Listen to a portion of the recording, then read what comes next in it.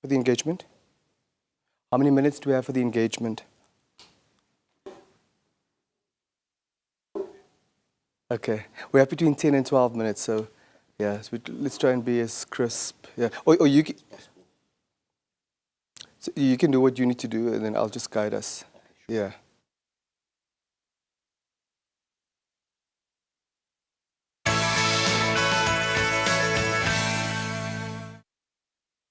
Welcome back. Now, the Economic Association of Namibia, in partnership with the Namibia Investment Promotion and Development Board and the Hanns Seidel Foundation, as well as various other stakeholders, will host the second edition of the Namibia Oil and Gas Conference. It's slated for 20 to 22 August 2024 in the Namibian capital. This time around, the conference will be hosted under the theme, The Next Step Towards a Prosperous Oil and Gas Industry to Power Namibia's Sustainable Future. We're delighted to be joined this morning by the Chairperson of the Economic Association of Namibia, Mr. Jason Kasuto. Good morning, sir, and welcome back to Good Morning Namibia. Good morning, Denver. Good morning to the viewers. It's almost incredible to believe that it's already almost 1 year since the first edition of the Namibia Oil and Gas Conference. What is your take on the past 12 months? Well, the past 12 months have really been a culmination of the demands of the first edition's success. As an economic association, our intent was actually to look at a different topic for this year, but the demand from industry was such that we said, look, let's give an opportunity for further conversation, for further dialogue, and really went into planning for the rest of those 11 months. So it's been quite 12 months. And here we are. Here we are. Yeah. So let's speak a bit about the investment opportunities that exist in this sector called oil and gas. Yeah, absolutely. So I think that one needs to look at it in the two phases that are entailed. So the next 5 years or so is really an exploration phase. And I think that in the exploration phase, which is the phase that comprises of the greatest potential, I think, for now, for local content participation, there's a lot of opportunities within the value chain, from the infrastructure requirements, which require a bit of deeper pockets, but just from supply, right? So that where our SMEs are able to plug in. So the next 5 to 6 years present that opportunity. And then after that, we go into production. And hopefully, during this next 5 to 6 years, our businesses will be able to mature themselves, position themselves to still continue taking advantage of the value chain post exploration into first oil. That brings us to the next question. It's perhaps a challenging balance to strike between attracting foreign direct investment, which we need as a country, but certainly at the same time ensuring that local businesses also continue to benefit.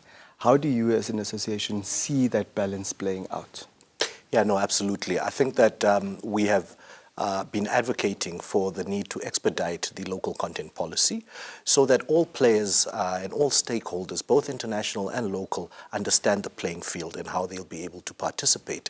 I think another thing, once that and its associated regulations are in place, another thing is obviously us as a country maintaining our good governance and stability. That remains a very attractive proposition for the international companies to come in, but it needs to be mutually beneficial. So I think local businesses, although we're quite a wait and see people in Namibia, do hear that they need to get part of the value chain, particularly during the exploration phase over the next couple of years. But what would your advice be on how they can go about integrating themselves into that at this moment? Absolutely. Take advantage of the opportunities where there's knowledge sharing, such as the conference. And that's why we saw a great need. We get often asked, or we often hear, but there's so many conferences around oil and gas. I don't think there could be enough. I think each platform provides an area of information, an opportunity for information sharing that's much needed for the SMEs to participate. That's one.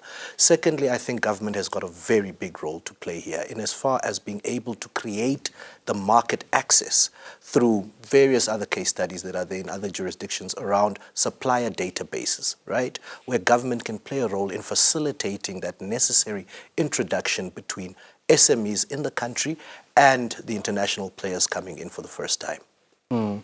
Now, you did touch on it in your comprehensive introductory overview. in terms of infrastructure development, this sector will not be possible without massive investment in infrastructure development. Which do you believe are the most pressing infrastructure development needs at this stage? The most pressing would be onshore base, in my view. Shore base facilities that are required by the industry, both in Lüderitz and in Walfish Bay. I think that's very necessary. That's the supporting and enabling environment for the industry to be able to thrive. So that sort of infrastructure in and at what we call back of port, right, within these towns, is very important to support the industry at this stage. Do we have capacity to venture into that level of infrastructure development? Well, that's a very good question. At this point, I would say that we're still learning. I think that we would definitely need some international collaboration.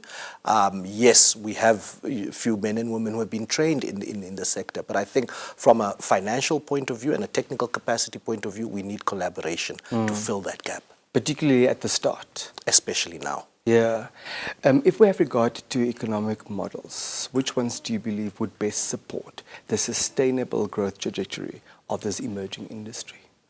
I think any economic model that will best support this would have to be based on an in-country strategy for value creation, right, and value retention. We need to be very intentional about what our strategy is, beyond policy. What are our targets and milestones? What are our targets in terms of skills transfer? What are our targets in terms of our local business participation and value retention in country?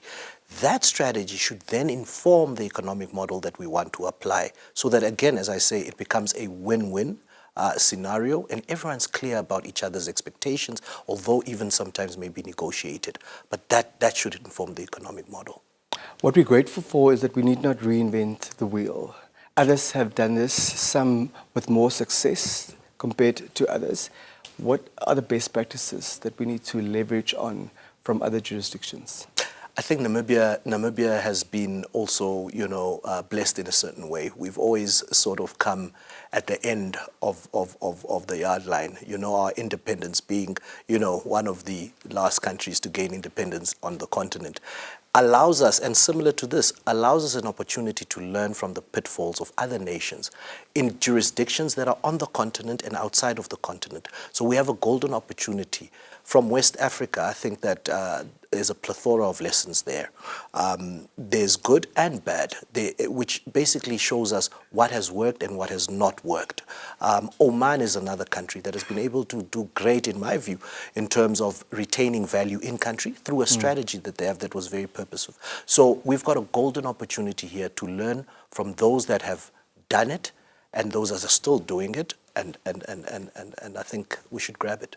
And the pursuit should be to avoid at all costs the Dutch disease. Absolutely. Yeah, also known as the oil curse. Absolutely.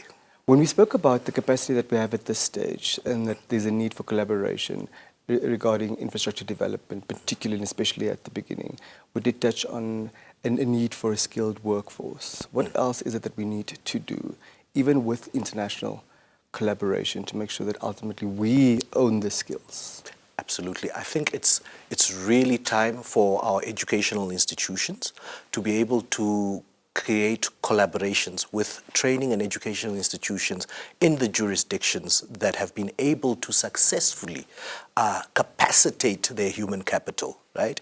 And those collaborations should be there, should be plenty, so that our institutions can start to position themselves to create centers of excellence in Namibia. And like you say, we may be nascent in this industry, but we've got a bit of other industries to emulate from, different from other jurisdictions who maybe didn't have a mining industry as matured as ours when they got into oil and gas. We do. And we've shown how we've upskilled our human capital in that industry. Similarly, I think that we have an opportunity to leapfrog into the oil and gas industry from a training point of view, leverage of our existing training capacities, just improve those through collaboration. As we wrap up our conversation this morning, from where you sit, what does the future look like for this republic against the backdrop of the oil and gas industry? It depends on the decisions we take today. It depends on the decisions we make over the next 6 months, I say, over the next 18 months and the actions that we take. So I think as an economic association, really our vision for the country in terms of, the industry is one, that the discoveries that are being spoken about are actually actualized commercially. Secondly, that the outputs economically are inclusive, right?